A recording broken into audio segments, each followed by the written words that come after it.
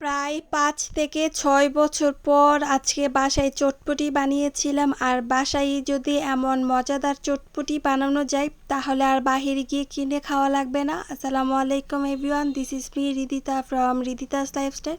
আশা করি আপনারা সবাই ভালো আছেন। Welcome back to my another video.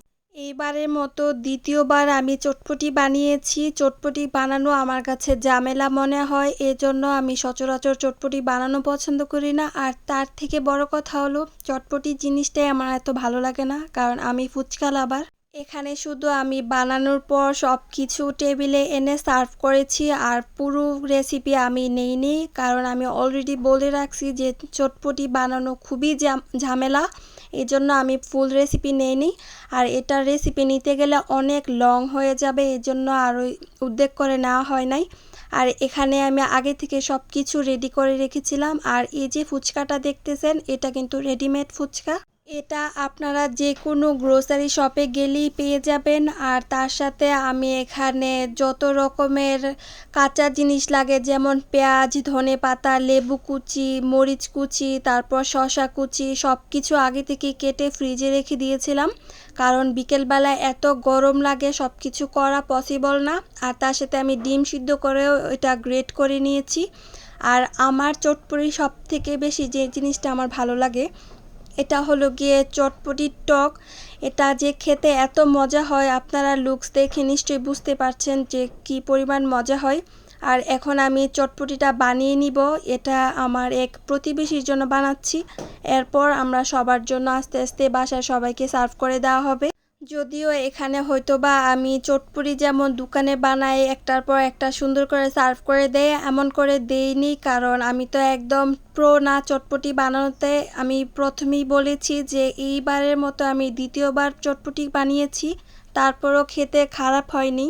যেহেতু আমি চটপটি লাভার না, সো আমি এত ভালো রিভিউ দিতে পারবো না, আর চাচ্ছিও না এত ভালো রিভিউ দিতে, যেহেতু আমি আপনাদের কাউকে খাওয়াতেও পারবো না। আর এখানে আমি সব কিছু সুন্দর করে প্লেটিং করছি। আর প্রথমে আমি ভেবেছিলাম হয়তোবা চামচ দিয়ে সুন্দর করে দিয়ে দেবো, হাত বরাবো না, কিন্তু চামচ দিয়ে দিতে গেলে দেখা যায় আমি সুন্দর করে এগুলো সাজাতে পারি না। এখন আমি সব একের পর এক দিয়ে দিব। এই চটপটি যখন আমি সার্ভ করতে নিয়েছি, অনেক আশা করে সব কিছু সুন্দর করে সাজিয়েছি, ঠিক সেই মুহূর্তেই কারেন্ট চলে গিয়েছিল। আর এখানে আমার ভিডিওটা ভালো করে দেখলে বুঝতে পারবেন যে অন্ধকার লাগছে একটু একটু, আবার আমার হাতের ছায়াও পড়তেছিল, কিন্তু বাবি থাকার কারণে তারপরও বেঁচে গেছি। বাবি ক্যামেরা ধরে রাখছিল, আর আরেক হাতে আমি আরেকটা ফোন অন করে ফ্ল্যাশ দিয়ে রাখছিলাম, যাতে করে অন্ধকার কম লাগে। আর তার থেকে বড় কথা, যখনই আমাদের সব ভিডিও করা শেষ, সব কাজ শেষ, ঠিক সেই মুহূর্তেই কারেন্টটা চলে আসছে। আর এমন রাগ উঠছিল তখন, একদম আমরা দুজনে গরমে গেমে হাহাকার হয়ে গেছিলাম। কিন্তু যাই হোক, তারপরও কষ্ট করে যে ভিডিওটা করতে পারছি, এটাই এনাফ। আমার যদিও চটপটি এত পছন্দ না, কিন্তু চটপটি ১-২ চামচ যতটুকুই খাই না কেন, এর মধ্যে বেশি করে ফুচকা দিয়ে খেতে অনেক বেশি মজা লাগে। এটা আপনাদের সবারও নিশ্চয়ই, কারণ প্রায় সবাইকেই দেখি চটপটি কমিয়ে নেবে অথচ ফুচকা অনেক করে নেই। আর এখানে আমার সবটা সার্ভ করা শেষ, এখন আমি লাস্টলি দিয়ে দিব টক। আর এই টকের পানিটা দেখে এখন আমার আবার খেতে ইচ্ছে করতেছে।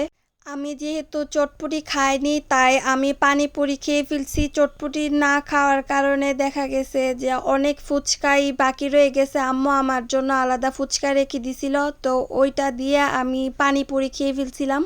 আমি যখন এই চটপটিটা বানাচ্ছিলাম, আমি তখনও জানতাম না এটা আন্টিদের বাসায় দিব, কিন্তু হঠাৎ করে আম্মু বলতেছে মেহেদি নাকি রোজা, তাড়াতাড়ি যাতে বানিয়ে দেই, তার জন্য মেহেদিকে এটা দিয়ে দিছি। আর আমি এখানে প্রচুর পরিমাণে ঝাল দিছি। আমি ভাবছিলাম হয়তোবা আমাদের ঘরের কেউ খাবে, হয়তোবা বাবিকেই দিব, কারণ বাবি তো ঝাল খায়, আর কেউ আমাদের ঘরে এত ঝাল পছন্দ করে না।